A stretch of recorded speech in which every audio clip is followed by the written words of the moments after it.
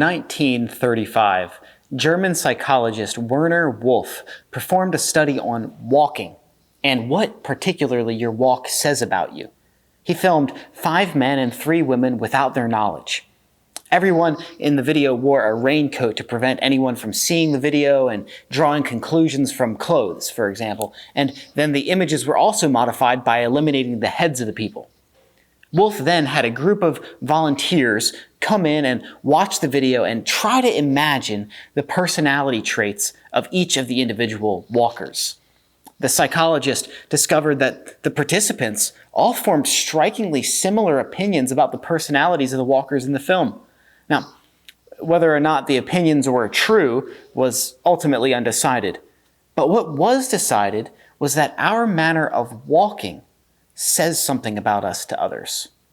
More recent studies have been done by psychologists that suggest that your manner of walking can actually broadcast to others if you are anxious, confident, proud, hurried, lonely, or feeling like you need to protect yourself.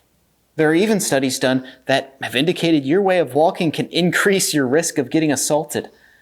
The way we walk says something about us. Perhaps this is one of the reasons here Paul in Ephesians 5 uses the metaphor of walking to describe the whole of the Christian life. Right? The Christian life is not a static, immobile life. It is vibrant and dynamic, filled with motion, like walking. The Christian life is like walking in that it is also abundantly practical. There's nothing more practical than walking. And the Christian life is like walking in that it practically and vibrantly displays for the world the gospel. Paul, we see, commands the Ephesian church in verse 2 to walk in love as Christ loved us and gave himself up for us, a fragrant offering and sacrifice before God. And in verse 8, he says, "For at one time you were darkness, but now you are light in the Lord. Walk as children of light. For the fruit of light is found in all that is good and right and true." And in verse 15, he says, "Look carefully then how you walk, not as unwise, but as wise, making the best use of the time because the days are evil." And once again, we see here how our good works flow from a right standing of God.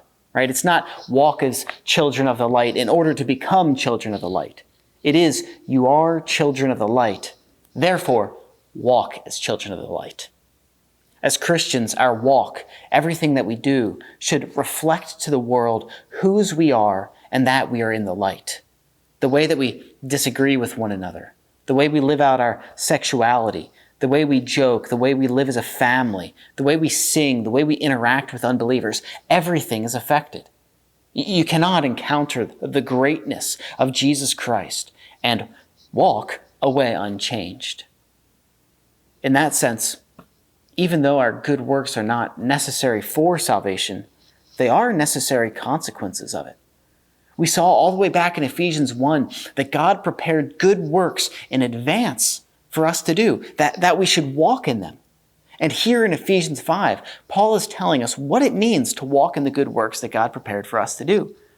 We should walk as ransomed, redeemed children of the light, so that the world would see in our lives and in the way that we walk the glory of the gospel of Jesus Christ. How are you walking? Is it in the light?